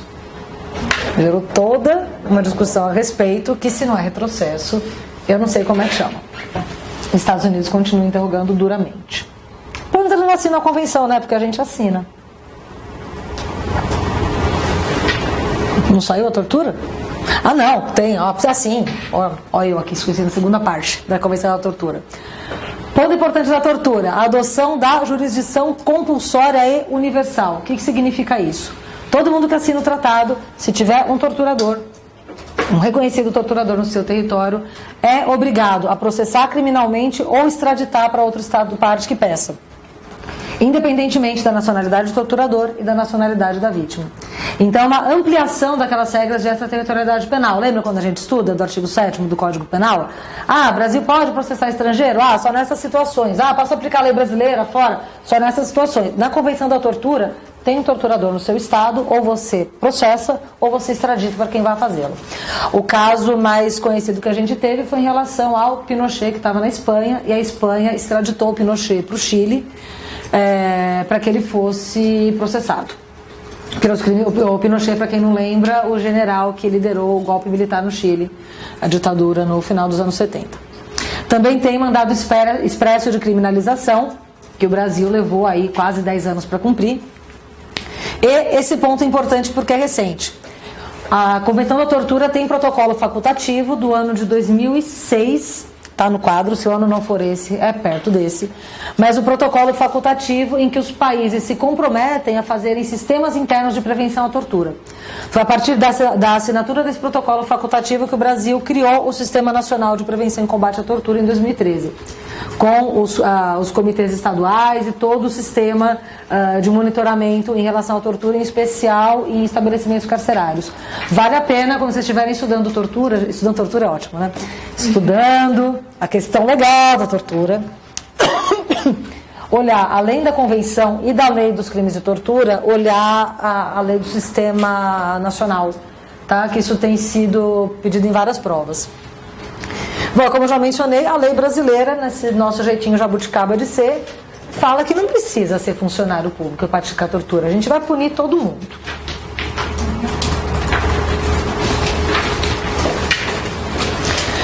Depois, em 1989, é aberta para assinatura a Convenção dos Direitos da Criança, que passa a vigorar a partir de 90. Aqui a gente tem um contexto histórico e cultural mais amplo, que é toda uma ressignificação da ideia de criança. Toda essa coisa que a gente tem hoje da doutrina da proteção integral, criança com absoluta prioridade, etc., parte de uma ideia que só começa no início dos anos 90, então isso é bem recente, de que crianças são pessoas em um especial estágio de desenvolvimento e não pessoas menores que os adultos em termos morais, em termos de direitos, em termos de precisarem ser tutelados. Criança considerada juridicamente pessoa tem 30 anos. Tudo isso é bastante recente. O impacto que a gente vai ter aqui é a adoção do Estatuto da Criança e do Adolescente em substituição ao Código de Menores. Já tiveram direito de infância e juventude em aula, então nem precisa entrar no filme de terror do Código de Menores, né? Dos 2 Códigos de Menores. A gente adota o ECA, depois em 2012 o SINASE, Sistema Nacional de Execução de Medidas Socioeducativas, para regulamentar a execução das medidas previstas no ECA, e em 2016 o Marco Legal da Primeira Infância, também em correspondência com a normativa internacional, para crianças de 0 a 6 anos. Importante aqui que a Convenção, diferente do ECA, não faz a diferença entre criança e adolescente. É todo mundo criança até 18 anos. Por isso que, aí vale a pena fazer esse comentário aqui até. Quando a gente vê notícias e artigos sobre casamento infantil não é necessariamente pessoa com menos de 12 anos, que é o nosso conceito de criança. Por o conceito do direito internacional, pode ser... Mas adolescente também. Para a ONU, a pessoa que casa com 16 anos é casamento infantil. Com 14 anos, casamento infantil. Todos, abaixo de 18 anos, que não tem a distinção aqui de adolescente, porque isso varia de um país para o outro. Tudo depende da idade em que você vai começar a responsabilidade penal, acesso a direitos, etc. Então, só menos de 18 anos. E a adoção da doutrina da proteção integral, que significa dizer que, além da criança ser pessoa e ser sujeito de direitos, que é dever do Estado, da família e da sociedade, solidariamente, assegurarem esses direitos. Força, povos e povas, estamos acabando. A gente vai dar conta do edital inteiro. Olha que sucesso de público e crítica.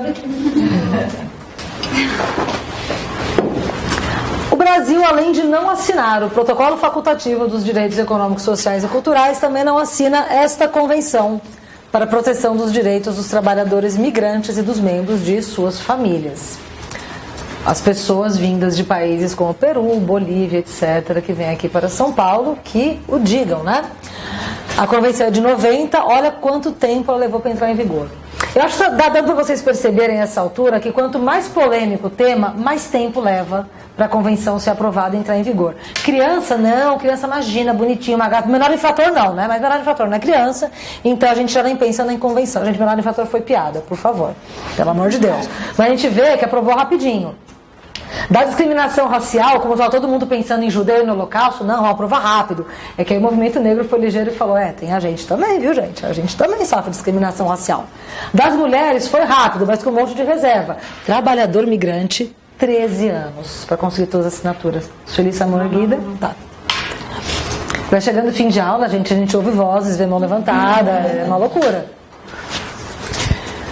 Aqui, desde os anos 70, ou seja, quando você começa, de novo, ter descolonização da África, as pessoas começam a sair desses países e irem para os países que um dia foram suas metrópoles. E se começa a observar uma série de graves violações de direitos humanos nesses contextos.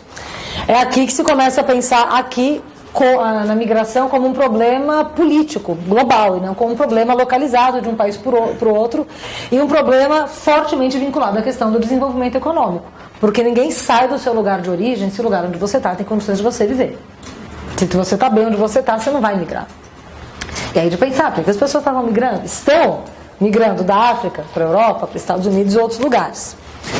O artigo 2º fornece o conceito de trabalhador migrante, que é a pessoa que vai exerce ou exerceu atividade remunerada em um estado de que não é nacional. Então, são os direitos da pessoa que vai para trabalhar. A ideia aqui é evitar situações de exploração, submissão à escravidão e coisas desse tipo. O Brasil... Oi? Tudo que a gente vê aqui. O Brasil, embora não tenha assinado a convenção, e até hoje não assina, até esse presente momento não assinou, mas esse ano, em abril, promulgou a lei de imigração, a nova lei de imigração, que é razoável em termos de direitos humanos, por incrível que pareça. Mas fica essa contradição de não assinar a convenção.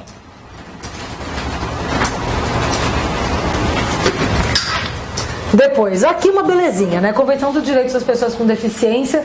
Esse tema aqui, ninguém vai entrar na polêmica de dizer não, a gente não vai dar acessibilidade para deficientes, porque isso é um absurdo. Se na prática vai fazer ou não, é outra história. Mas a polêmica não vai se meter, muito diferente de falar de direitos de mulheres, né? Então, a convenção é aberta para assinatura em 2006 e entra em vigor em 2008. O que é interessante aqui é a gente ver essa construção dos direitos das pessoas com deficiência e o conceito de deficiência como sendo algo intrinsecamente relacionado com barreiras ambientais. Então você transforma a questão da falta de acessibilidade e exclusão da pessoa não em uma doença, como já foi pensado, ou aqui eu até coloquei a questão da intolerância de visto como símbolo de pureza, de castigo divino. Isso é uma visão bem antiga, só para a gente ver como foi construída a imagem da pessoa com deficiência na sociedade. Mas antes dessa construção da ideia de, olha, são pessoas com deficiência, e o termo que os movimentos de pessoas com deficiência têm usado é esse, ou pessoa deficiente ou com deficiência e não portadora de deficiência. E o que os movimentos dizem é, olha, eu porto os meus óculos eu porto e tiro. A minha deficiência eu não estou portando, ela faz parte de mim. Faz parte da minha identidade, não tem que ser vista como uma coisa ruim.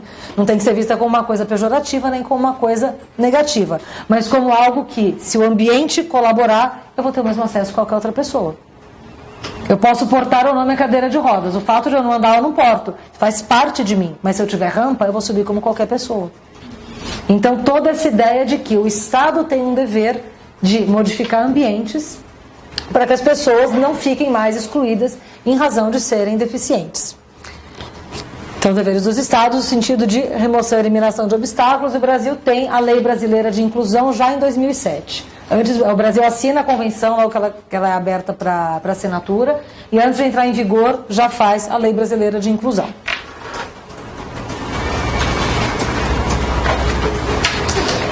E a última das convenções de direitos humanos da ONU, específica, que é a Convenção para a Proteção de Todas as Pessoas contra o Desaparecimento Forçado. Posta para assinatura em 2006, entra em vigor em 2010. Aqui é mais uma convenção, assim como a da tortura, muito voltada para a questão da delinquência estatal. Então, o desaparecimento de pessoas por prisão e detenção arbitrária, sendo que se prevê nessa convenção, ela é uma convenção muito voltada para a questão de justiça de transição. Não sei se vocês tiveram justiça de transição em alguma aula. Então, direito à justiça, que é punição de quem realizou o desaparecimento forçado, direito à verdade, direito à reparação, direito à memória, direito de saber dos fatos, tudo isso são colocados aqui como direitos humanos. Ainda tem o Comitê Específico para a Proteção das Pessoas contra o Desaparecimento Forçado, com atribuição de receber medidas de urgência. Então não é só, a pessoa desapareceu na ditadura não sei quando, vou lá falar. Até porque é só o desaparecimento que acontece a partir da vigência da convenção, pessoal. Mas se a pessoa desaparecer e o país for signatário do tratado, pode ser enviado um pedido de medida de urgência para o comitê, dizendo: comitê, diga para o meu país informar onde está essa pessoa que desapareceu. O Brasil assina essa convenção. Por incrível que pareça. A gente tem poucos minutos aqui, eu vou submeter. Aqui ainda temos democracia, ainda damos voz e lugar de fala. A gente pode ou seguir passando pelo resto do conteúdo, ou a gente abre agora para as eventuais perguntas que vocês tenham. O que vocês preferem? Vamos seguindo? Beleza. Já deixo informado, está aqui no meu slide final, tem meu e-mail, tem contato, então perguntas, dúvidas, críticas, sugestões, que a gente conversou bastante, falamos bastantes coisas. Então, desculpem não conseguir abrir para mais perguntas, mas eu fico totalmente à disposição para vocês entrarem em contato depois, tá bom? Então vamos seguir. Olha, eu tenho aqui 7 slides, eu devo terminar em cerca de 10 minutos, a gente passa um pouquinho de 10h40. Todo mundo topa? Quem precisar ou quiser sair, fique mais do que à vontade. Não fazemos detenção arbitrária, encarceramento, cárcere privado, nada dessas coisas, tá bom? E a professora não fica de coração partido. A professora sabe que estamos avançando no horário, então super de boas na revolução. Tribunal Penal Internacional. Já fizemos a distinção para a Corte Internacional de Justiça. O Tribunal Penal Internacional é um tribunal penal, portanto ele trata de responsabilizações individuais para quem tenha praticado crime. O antecedente do tribunal, como eu já mencionei, é a própria Convenção do Genocídio, Convenção para a Prevenção e Combate ao Genocídio, melhor dizendo, que já previa uma corte internacional que julgasse as pessoas acusadas de genocídio. O tratado que vai organizar o Tribunal Penal Internacional é o Estatuto de Roma. 120 estados adotaram. Quem votou contra? Adivinha? Quem? Mais uma vez. Gente, eu não vou conseguir visto mesmo, né? Natal em Nova York não vai rolar. Walt Disney não vai mais ver meus belos olhos verdes. Além de China, Israel, Turquia, Filipinas e Sri Lanka. Não se submetem. Já falamos também das críticas que houve a outros tribunais penais anteriores, como o da Bósnia e de Ruanda, porque violam o princípio do juiz natural. A ideia é que com o Tribunal Penal Internacional houvesse essa justiça pré-estabelecida e permanente, já com crimes abstratamente previstos, como acontece com qualquer punição penal. A Constituição brasileira reconhece expressamente no parágrafo 4º, foi só com a emenda 45 de 2004 que a gente reconheceu, porque a Constituição é anterior ao Tribunal Penal Internacional. Então o Brasil assina o Estatuto de Roma e insere no parágrafo 4º do artigo 5º que reconhece a competência do tribunal. O tribunal não tem polícia e não tem sistema penitenciário, depende da cooperação dos Estados partes, que vão eventualmente fazer essa parte. E é proibido fazer reservas, por isso também teve tanta resistência à assinatura do tratado, votos contrários, etc. O Estatuto de Roma ele é aberto para assinatura em 98 e assinado só em 2002. Aqui a gente tem uma norma penal bem... Agora, deixa eu dar para ficar de pé um pouquinho. Jardel, você não precisa mexer a câmera. Mas só para eu esticar aqui um pouco. Aqui a gente tem uma norma penal bem tradicional, ou seja, a gente tem, aliás, norma processual penal. A gente tem uma competência material, quais são os crimes que o tribunal julga e quem pode ser julgado pelo tribunal. Então, o crime de genocídio, que a definição é a da Convenção, então o tipo penal do genocídio está lá. Crimes contra a humanidade, o artigo 7º vai trazer para a gente, ataque generalizado sistemático contra a população civil, e ali vem as modalidades específicas desses ataques para configurar o crime. Crimes de agressão, galera, atenção aqui, isso é uma alteração relativamente recente. Os crimes de agressão só foram tipificados em 2010, nessa conferência de Kampala, e entraram em vigor agora em 2017. Então, cuidado com o material antigo sobre o Tribunal Penal Internacional, quando for estudar para provas, por provas anteriores, que tenha pergunta sobre o TPI, porque era uma respostinha clássica. Os crimes de agressão ainda não estão tipificados, agora tem os crimes de agressão. O que são esses crimes de agressão? Vale dizer que a descrição aqui é tão vaga que era quase como se não tivesse tipificado, mas eles fizeram. Prática de atos que, por sua natureza, gravidade ou impacto, constituem uma manifesta violação da Carta das Nações Unidas, a Carta de São Francisco de 45, por parte de pessoa que esteja no controle político ou militar de um Estado. É um tipo de definição que, meio que forçando a amizade, cabe quase tudo, né? Para quem está no controle de um país. Mas o importante, principalmente para fins de provas, para o que vocês estão estudando, é que hoje já tem definição jurídica de crimes de agressão. E os crimes de guerra, que são aqueles previstos na Convenção de Genebra. A Convenção de Genebra, mencionei no início da aula, é a que trata do direito humanitário, o principal documento de direito humanitário e que vai definir quais que são as condutas permitidas em guerra ou não. Esses crimes podem ser julgados pelo Tribunal Penal Internacional. Quem pode ser julgado? Quem que vai poder ser pessoalmente responsabilizado? A competência pessoal. Lembrando aqui que no TPI o indivíduo é réu. Na Corte Internacional de Justiça, nos comitês especializados, sempre é o Estado. E isso vale também para o sistema interamericano. A Lei Maria da Penha, que a gente mencionou aqui, quando o caso foi para a Comissão Interamericana, não era para julgar o agressor, era para julgar o Estado brasileiro. O agressor não foi julgado lá. Agora, isso não impede que o mesmo fato possa gerar responsabilidade diferente em duas esferas.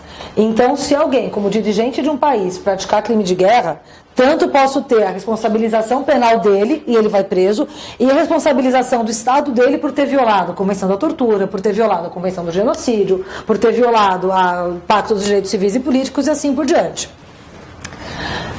Ainda em relação à responsabilidade penal, não existe nenhum tipo de imunidade.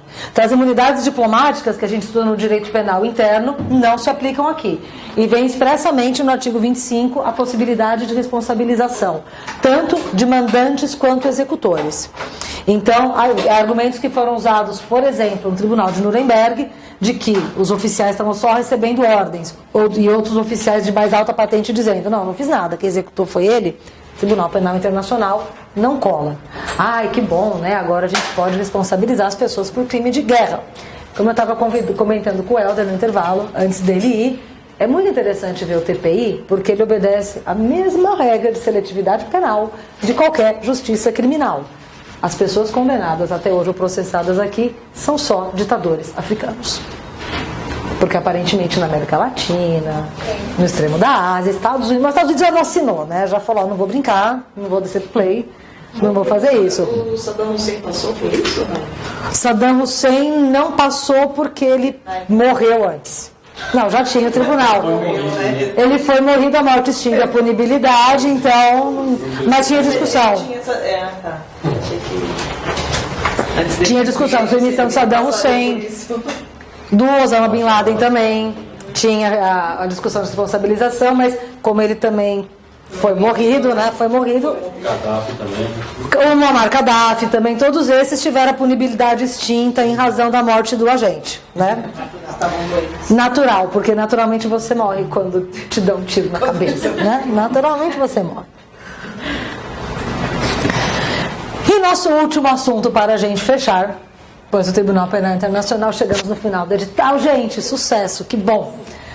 Sobre os direitos humanos de terceira geração. Eu agrupei aqui os 3 últimos tratados que a gente tem no edital, que tratam desses direitos, que são os chamados direitos de solidariedade. Eles começam a ser discutidos no fim da Guerra Fria e também durante o fim dos regimes coloniais. É aqui nesse contexto dos direitos de terceira geração que se começa a falar que, olha, não adianta só direitos civis e políticos, não adianta só direitos econômicos, sociais e culturais, quando um país é colônia e não se autodetermina. Não adianta você vir com o seu direito colonial dizer quais que são minhas liberdades, quais são os seus direitos econômicos, sociais e culturais que eu vou ter, se eu não posso determinar no próprio ordenamento jurídico. Então, acima disso daí tudo, eu tenho que pensar em direito à autodeterminação dos povos. Essa expressão ela é muito característica do período de descolonização. E posteriormente a esse reconhecimento também foram colocados nessa categoria os direitos transindividuais, coletivos e difusos. Então, o que a gente vê em direito ambiental e direito do consumidor, que não se encaixam exatamente em nenhuma das categorias tradicionais de direitos. Porque são direitos que a gente tem ao mesmo tempo, individualmente, eu posso ir num tribunal reclamar como consumidora, mas consumidores com uma categoria difusa têm um determinado direito. O direito ao meio ambiente não é meu, não é seu, não é dele, mas de todas as pessoas, de uma forma transindividual. Isso passa a ser visto também como uma dimensão dos direitos humanos. E a gente vai ter algumas normas jurídicas a respeito. Declaração a gente já aprendeu que é soft law, é lei de boas. Declaração dos Povos Indígenas de 2007, que trata, ela vai colocar o direito à autodeterminação dos povos, diversidade cultural, pluralidade de culturas e tudo mais, para tentar melhorar um pouco essas duas normas anteriores, que a gente nem vai poder entrar muito na discussão. Mas alguém quer me dizer o que a Organização Internacional do Trabalho tem que ver com a autodeterminação dos povos e dos indígenas? Será que é porque a gente quer usar de mão de obra barata? Sim, ou com certeza, né? A gente não vai poder entrar muito aqui.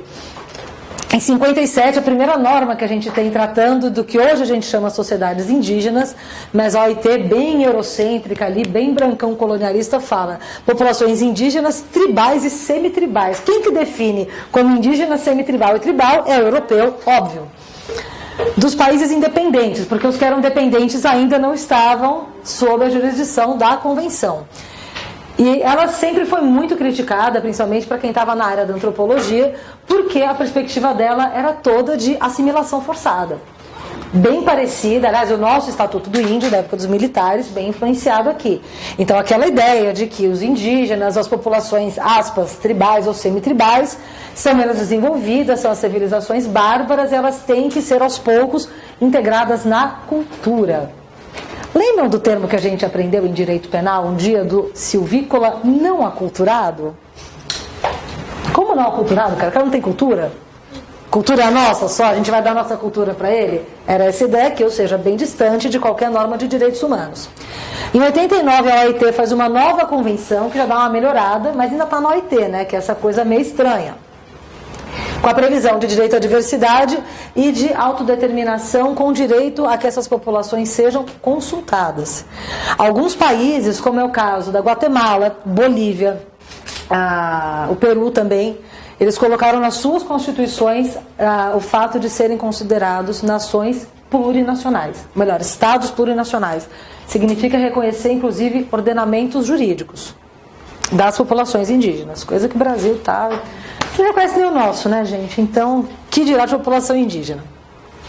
Mas, exemplo de documento de terceira geração, a Carta Africana de Direitos Humanos e dos Povos, que não tem nada a ver com o Sistema ONU, é Sistema Regional Africano, mas é importante porque é o primeiro documento internacional a falar em direito dos povos, nesse sentido de que cada povo tem o direito de se autodeterminar, ter a sua legislação, o direito à sua própria cultura, e tem a finalidade de descolonização como direito expresso, previsto no seu preâmbulo, e o direito ao desenvolvimento, e é também o primeiro documento que coloca um paradigma não ocidental. Então, a ideia de que a sociedade não é um grupo de indivíduos, mas sim um grupo de pessoas que deve atender a finalidades da coletividade. A gente não vai afundar muito nessa discussão aqui. Quem quiser literatura sobre, pode me escrever que eu mando essa discussão, é bem louca. É bem legal, você fala, nossa gente, como a gente é ocidental e não sabe. E agora sim, por fim, os tratados referentes às questões ambientais também é nesse contexto de terceira geração. A ideia de que o meio ambiente sadio é um direito humano e combinado com o dever de preservação. Aqui você tem o dever, inclusive, das pessoas que são titulares do direito. Porque aqui não são só os estados, mas as pessoas no seu dia a dia também vão ter esse dever. Primeiro documento nesse sentido, Declaração de Estocolmo, mas que depois é transformada em Convenção para a proteção do patrimônio mundial, tanto cultural quanto natural. 1992, a Eco 92, que foi super moda, quando a ecologia estava na moda, ali nos anos 90. Hoje já está um pouco menos, ou está de outro jeito. Foi feita a Convenção sobre a Diversidade Biológica, que especificamente relacionada à fauna. E também com seu uso sustentável. recomendo as leituras desses tratados todos e a incorporação que o Brasil faz desses tratados. A gente quer cuidar do meio ambiente, gente, por incrível que pareça. E acho que agora sim, chegamos ao fim, naqueles minutos a mais que eu falei. Deixo aqui meu contato.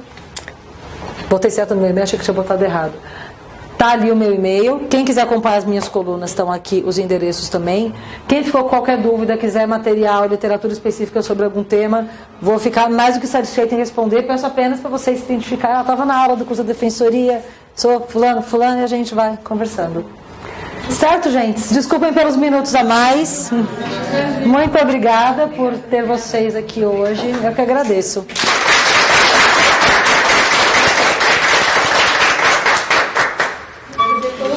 Bom, Sucesso.